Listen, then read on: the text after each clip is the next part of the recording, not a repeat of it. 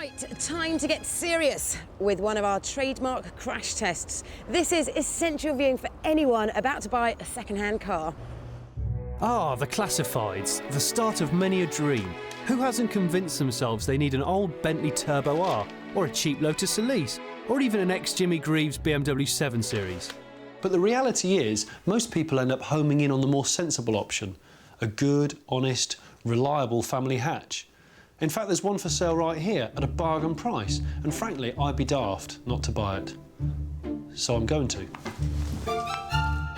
Ford Focus, 72,000 miles, petrol, one careful lady owner, non-smoker, deal. Result, I've got this clean Ford Focus, good colour, really looks the part, ex-reg 2000 plate, at an irresistible price of £2,000. Life is good. Except, you know when they play music like this, something bad's about to happen.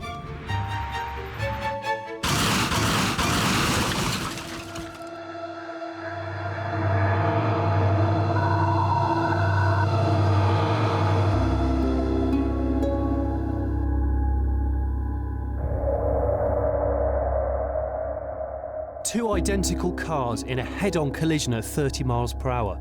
The other car crashed as nature intended, with the crumple zones working effectively to absorb the crash energy.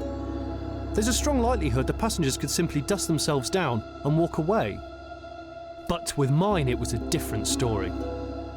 My car has performed substantially worse. I mean, look at the intrusion inside the cabin here. My knees are up to my chin nearly, and the front of the car looks like it's been constructed of old crisp packets. If it wasn't for the magic of television, I might not be talking to you right now. So what's the difference? Why did my car do so badly compared to the other one?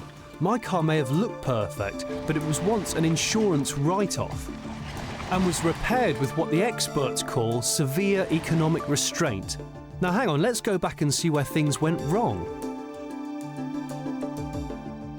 My Focus looks absolutely fine, but if you look closely and you know exactly what you're looking for, you can sometimes tell whether a car's previously been in an accident.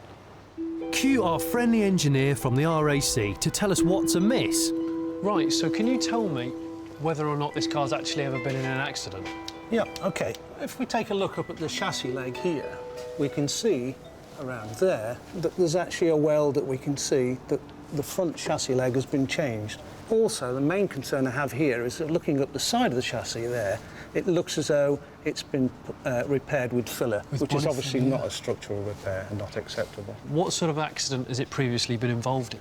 Oh, the vehicle has obviously been in a full frontal accident, which has damaged both major chassis legs. So it's crumpled the crumple zones? Yes. They've just been torched off? They've basically been cut off and others have been welded on, which will obviously infringe the integrity of the vehicle. From the top it looks absolutely convincing. It does look very nice. So tell me, if I have an accident now with the car as it is, what's going to happen? The possibility is that they're going to crumple too early.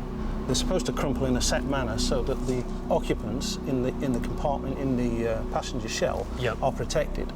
On the other hand, if it's been over-engineered and it doesn't crumple, then both of these chassis legs will actually push into the passenger compartment and injure any occupants inside. What makes this tale even more chilling is that just a couple of days ago, two separate garages issued our car with a valid MOT. Having a look at the vehicle now and seeing the major damage which it's had to both chassis legs, and particularly the filler repair that we've seen on that leg, I wouldn't have considered that MOT, no. The car was deemed fit for the road, even though it's not fit to crash. Now, how many of us take a look at a full MOT and see it as peace of mind? Yeah. Well, with the help of our crash testing mates at Myra, we might make you think again.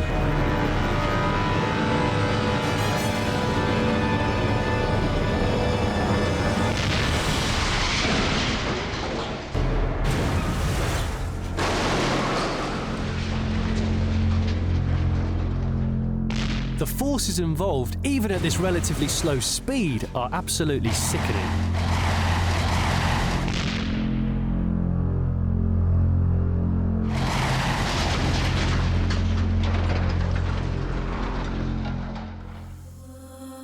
Gracious me. No, I saw the movement, I ran out the car. Look at the state of that. That's horrendous. There's definitely more crumpling going on that car. You can see the wheels have been pushed back further. Right, I'm going to get in and demonstrate to you what it would be like if I was in the crash. And I can tell you that my feet would have been like this on the pedals. And as you can see, assuming I actually survived, I'd probably be crippled for life. But the other Focus, on the other hand, has remained remarkably intact. All of the dashboard, all the pedal assembly is as God intended it to be. And the experts tell me that my Focus crumpled some 3.5 inches extra. That extra intrusion into the cabin is the difference between walking away and being wheeled away. So what can be done? Well, clearly you need to check a car's history before buying, which is pretty easy. By simply picking up the phone and paying about £30, you can get a comprehensive vehicle identity check, and all you need is the registration number. A company like HPI will tell you whether or not the car's ever had any outstanding finance on it, whether it's ever been declared a full write-off, whether it's unfit for resale, or whether it's ever been nicked. The numbers are frightening. Every day they identify 30 cars for sale that are actually stolen.